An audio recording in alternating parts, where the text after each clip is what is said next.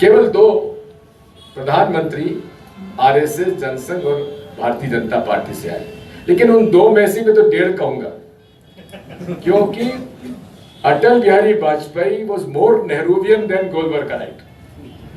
इसलिए इस बात को हमें समझना पड़ेगा कि आज के 2014 तक के 1947 से लेकर 2014 तक जो सोशियो इकोनॉमिक ढांचा तैयार हुआ इस देश में, उसमें अटल जी ने उसको डिस्टर्ब करने की कहीं कोशिश नहीं की। सारा अटल जी पर इनका जो चैप्टर है वो इंडो पाक रिलेशनशिप और राम मंदिर पर है।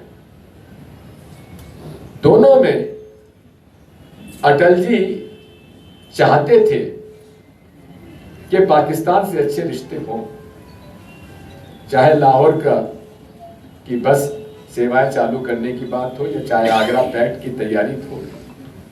हाँ, उसको बिगाड़ने में जो आईएसआई वहां की और पाकिस्तान का जो एक इस्लामिक जो एक ग्रुप है, जो रिलीजियस फंडामेंटलिस्ट ग्रुप है, उसने उसे बिगाड़ने का पूरा सफलता। नरेंद्र मोदी जी ने उसे ट्विस्ट करके उसको अलग हटकर जो काम करने का साहस दिखाया है वो आपके सामने है, और उस दिशा से क्या दशा इस देश की हुई उसमें मुझे ज्यादा बताने की आवश्यकता नहीं है। बात यही है कि इस मोटे तौर पर यदि देखेंगे तो पंडित जवाहरलाल नेहरू के सामने जो चुनौतियां थी उसको यदि व्यक्ति में मोटे तौर पर इन अपने सारांश में पर्सनालिटी एंड पॉलिसीज पर ही अपने आप को केंद्रित करूंगा।